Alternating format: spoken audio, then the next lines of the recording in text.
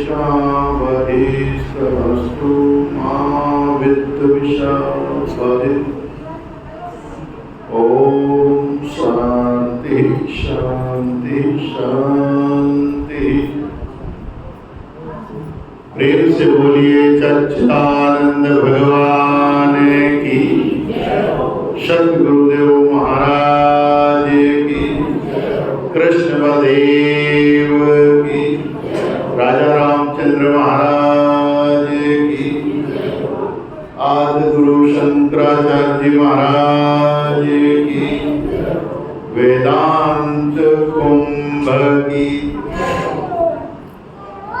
गौ माता की, गंगा गीता गायत्री गौ माता की, सत्य सनातन धर्म की, बोलो रे बेलिया इमरत वाणी हर हर महादेव, हर हर महादेव, भम भम भोले, वंदे गौ मातरम। अर्चनीय वंदनीय प्रातः स्मरणीय जगत नियंता की चंचल विराजमान अखिल ब्रह्मांड नायक परब्रह्म परमात्मा सदगुरुदेव एवं जगत जननी गौ माता के चरणारविंदों में शाश्वत दंडवत प्रणाम करते हुए मंच पर परम शुद्ध ब्रह्म आदरणीय वेदांत केसरी ब्रह्मश्रोत्री ब्रह्मनिष्ठ इस संस्था के संस्थापक डॉक्टर स्वामी शिव स्वरूपानंद जी महाराज और पाली गीता सत्संग भवन से पधारे हुए श्री महंत स्वामी प्रेमानंद जी महाराज और सूरसागर रामानंद आश्रम से पधारे हुए महामंडलेश्वर स्वामी परमानंद जी महाराज और संत धाम से पधारे हुए ब्रह्म शुद्ध परमादरणीय हमारे स्वामी सिलमियानंद जी महाराज और हमारे विश्व हिंदू परिषद के और अभी नए संगठन के भी विशेष पदाधिकारी अध्यक्ष महोदय भंवरलाल जी चौधरी साहब और पुलिस रिटायर्ड वरिष्ठ हमारे घेवरचंद जी साहब और उधर हमारे अनन्य भक्त भंवरलाल जी जो बहुत ही स्नेह रखने वाले और जो हमारे शंकराचार्य भगवान ने जो पुस्तक वाला विशेषण किया था जैसे शंकर भाष्य वगैरह लिखे ऐसे ही हमारे सुखदेव जी श्री सुमेर सिंह जी गौड़ साहब और अन्य सभी महानुभाव और भक्ति में करुणामय जगदम्बा अम्बा अम्बालिका भवानी के स्वरूप में मेरी माताएं बहनें एवं जगत पिता ब्रह्मा के स्वरूप में सज्जनों बंधुओं एवं भाइयों ब्रह्मांड में होनहार तारों की टिमटिमाते हुए बालक बालिकाएं बड़े सौभाग्य की बात है कि आज हम वार्षिक उत्सव इस ऋषिकुल सेवा धाम ट्रस्ट का जो विराट वेदांत महासम्मेलन 2018 में हुआ था वही वापसी उसी का हम वार्षिक उत्सव मना रहे हैं। बड़े सौभाग्य की बात है। विराट संत सम्मेलन वेदांत सम्मेलन, वेदांत का मुख्य अर्थ है क्या? कहते तो अब सब है कि वेदांत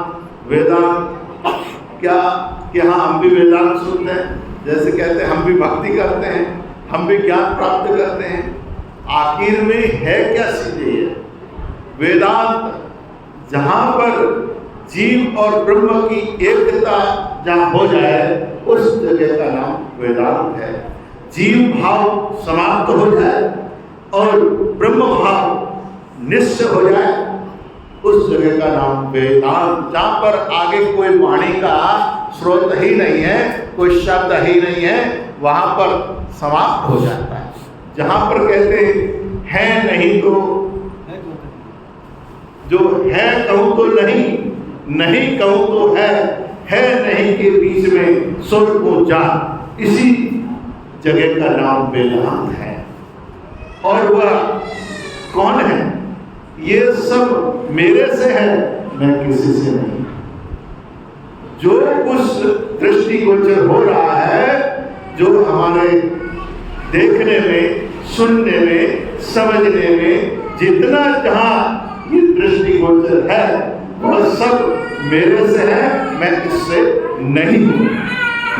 इसीलिए वेद ने कहा है कि उसी ओम को अनेक नाम रूपों से कहा गया है। सर्वे रहम में वेद्यो, यानी उसी को नाना नाम रूपों से कहा गया है वही।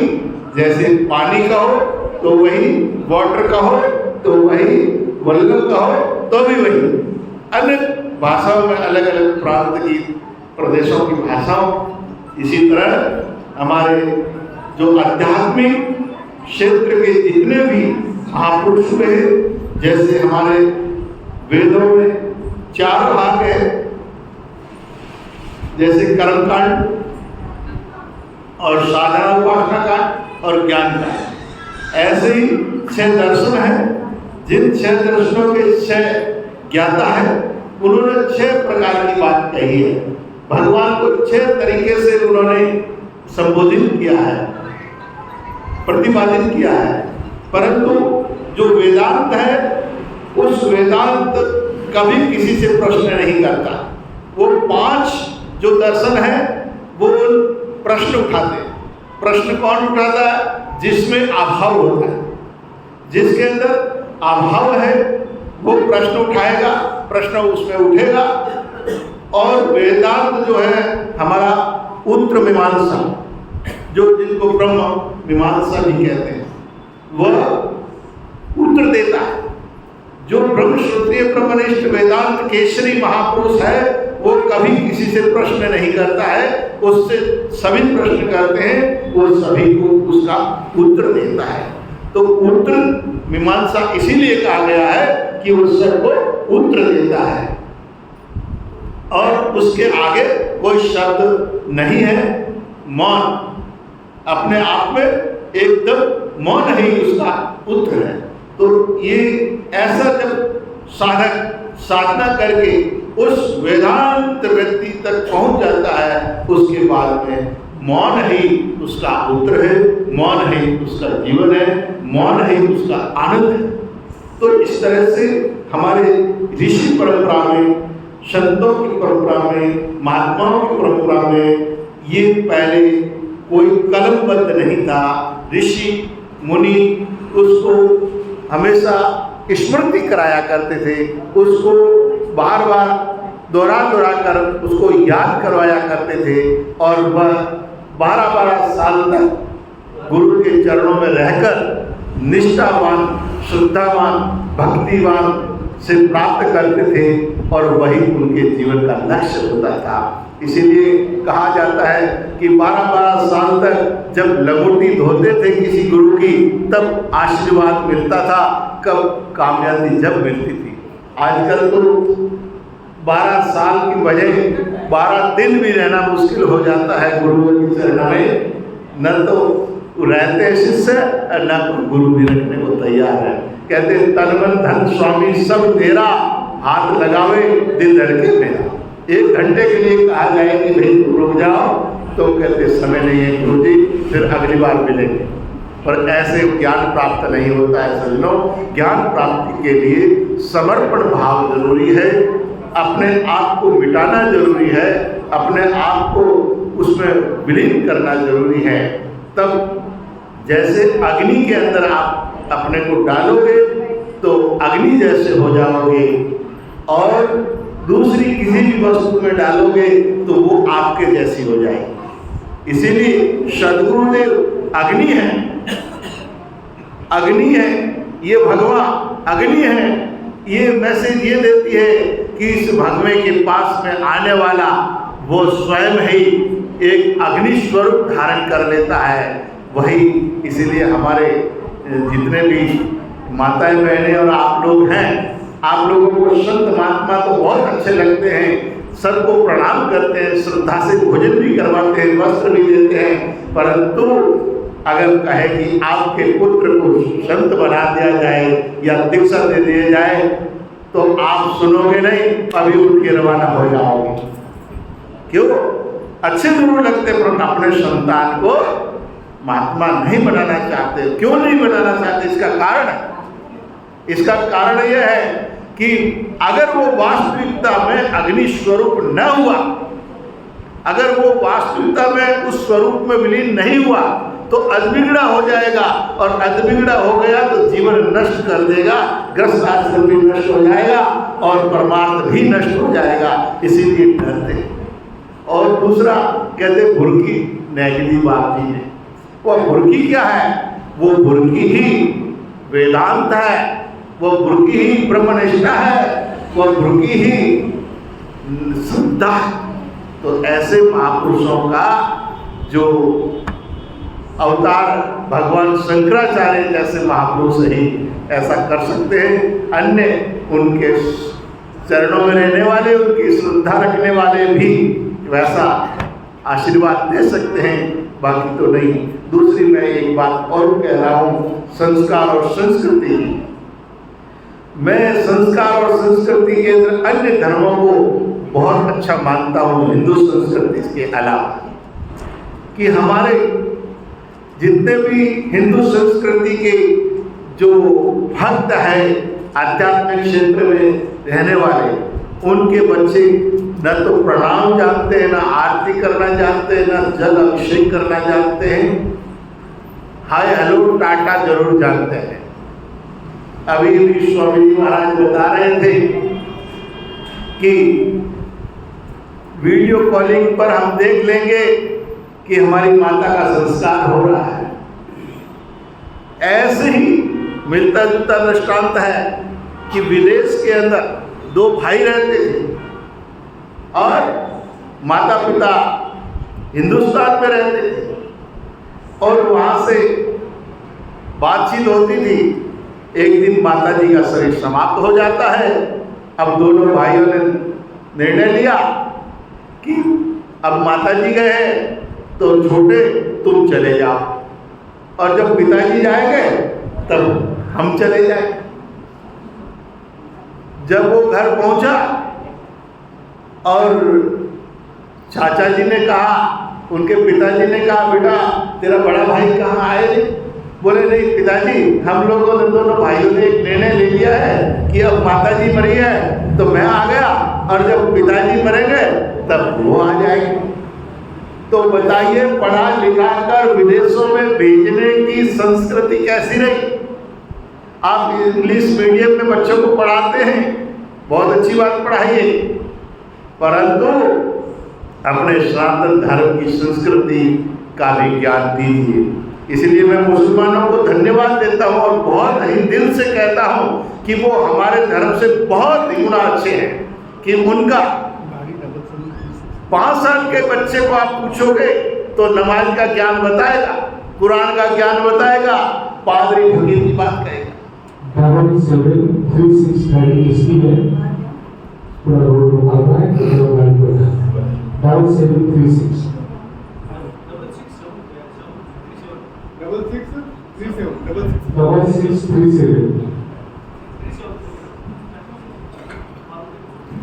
मारुति गाड़ी एक बार देखें, किसकी है मारुति गाड़ी? नहीं है, अपने आगे नहीं।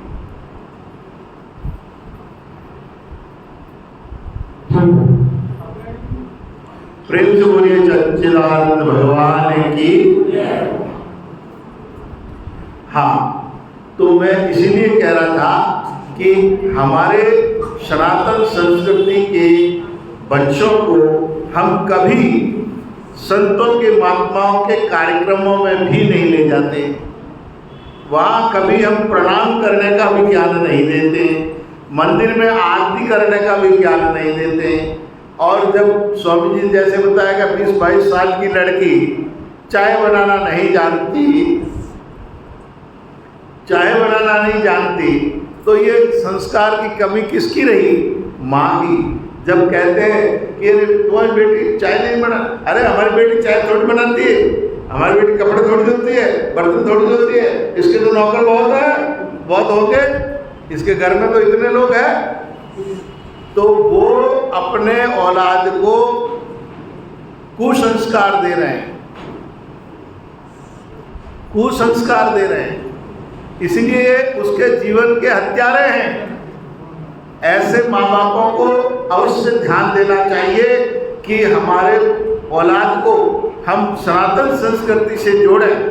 कम से कम सनातन संस्कृति के अंदर हमारे गुरुकुल हुआ करते थे पहले। गुरुकुलों के अंदर बच्चों को पढ़ाए थे। 5 साल की उम्र का जब बच्चा होता तो उसको गुरुकुल में भेज दिया जाता था।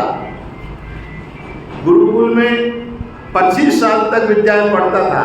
25 साल में पूरा वेद वेदांत पढ़कर बाहर निकलता था और उस समय फिर वो अपनी इच्छा से शादी करे या संन्यास ले, ये उसकी अपनी मर्जी होती थी। कोई संन्यास थोपा नहीं जाता किसी पर, या गृहस्थ आश्रम में थोपा नहीं जाता, वो अपनी मर्जी से काम करता था। तो ऐसी संस्कृति अभी भी हमारे यहाँ होनी चाहिए। जिस इलाके में महापुरुष रहते हैं, मंदिर है, उस मंदिरों को अंदर हम आरती के टाइम में बच्चों को लेकर जाएं और उन बच्चों को आरती गवाएं। और साथ साथ कल की बात बताता हूँ मैं, बासनी हमारे गौशाला से आगे ही बोरनाला में पड़ती है, वहाँ शिव मंदिर में मैं कल आरती के टाइम में गया। वहाँ के आसपास के छोटे छोटे बच्चे बड़ी सुंदर आरती बोल रहे थे भगवान शिव की। और वो जब आरती में सुना तो मेरे दिल के अंदर एकदम इतना अच्छा सुकून पैदा हुआ कि देखो ये हमारे सनातन धर्म की संस्कृति के बच्चे आगे जाकर भविष्य में कोई अच्छा काम करेंगे और ये भविष्य में हमारे देश की नींव है। तो ऐसे हमारे आसपास में मोहल्ले में जहाँ पर भी मंदिर है, संत महात्मा रहते हैं, उस जगह आप भी जाएं और बच्चों को भी लेकर जाएं और बच्चों को ये ज्ञान दें कि संतों के चरणों में प्रणाम करो, संतों से आशीर्वाद लो, भगवान को प्रणाम करो और भगवान का आशीर्वाद लें। तो जब इस तरह के संस्कार हमारे सनातन और संस्कृति में बने रहेंगे तो हमारे देश का भविष्य वो बच्चे ही है, वही नींव है। और नींव मजबूत रहेगी तो बिल्डिंग भी मजबूत रहेगी। और अगर मकान की बिल्डिंग ही कमज़ोर हो गई तो हमारे देश का सत्यानाश होना है। तो इसीलिए सज्जनों, मेरा एक ही रिक्वेस्ट है कि हमेशा मंदिरों में और अच्छे कर्मों की शिक्षा दें, दान पुण्य करने की शिक्षा दें। गौ माता, हमारे देश के अंदर अगर कुछ करना है तो संतों की सेवा करें, महात्माओं की सेवा करें, और राष्ट्र की सेवा अगर चाहते हैं तो गाय की सेवा करें तो 33 करोड़ देवी देवताओं की सेवा हो जाती है और राष्ट्र की सेवा हो जाती है। क्यों? क्योंकि राष्ट्र का निर्माण हमारी माता से हुआ है। माताएं 3 प्रकार की है, जन्म देने वाली माता और दूध पिलाने वाली माता और लेकर चलने वाली माता। लेकर चलने वाली माता धरती माता है और दूध पिलाने वाली गौ माता है और जन्म देने वाली हमारी जननी है। तो तीनों माताओं की सेवा करने वाला राष्ट्र की सेवा अपने आप ही कर लेता है और सेवा स्वतः हो जाती है।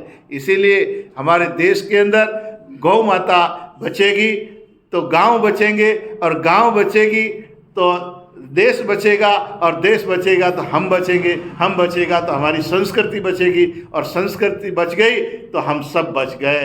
बस इन्हीं शब्दों के साथ वाणी को विराम दे रहा हूँ। आप सभी को आमंत्रण है कि आप कभी भी पधारें तो बाड़मेर रोड पर पाल बोरनरा का जो सेंटर बोर्ड लगा है वहाँ पर आपकी गौशाला है, महादेव गौशाला के नाम से, और उससे पहले आरती नगर के अंदर एक आपके आनंद धाम गौशाला के नाम से है। और इधर जब पाली रोड की तरफ जाएंगे तो यहाँ पर एक गौ माता का हॉस्पिटल निर्माण हो रहा है, स्वामी ज्ञान स्वरूपानंद चिकित्सालय गौ सेवा संस्थान के नाम से। तो आप जरूर पधारें और गौ सेवा के अंदर आप अपना तन मन धन से दर्शन करें, और भगवान ने दिया है तो सेवा अवश्य करें। और बाकी हम उसी गौ माता की विशेष रूप से सेवा करते हैं जिन गायों को रोडों पर घूमती है, जिनका कोई भी सहाय या रक्षा नहीं हो रही है, उनको हम गौशाला में रखते हैं। लगभग 500 गोवंश है और लूले लंगड़े अंधे पंगले इस तरह के हैं। और आप पधारें, आप सभी का स्वागत है। बस इन्हीं वाणी के साथ हरिओम तत्सत, हरिओम तत्सत। बोलिए सतगुरुदेव बाबा।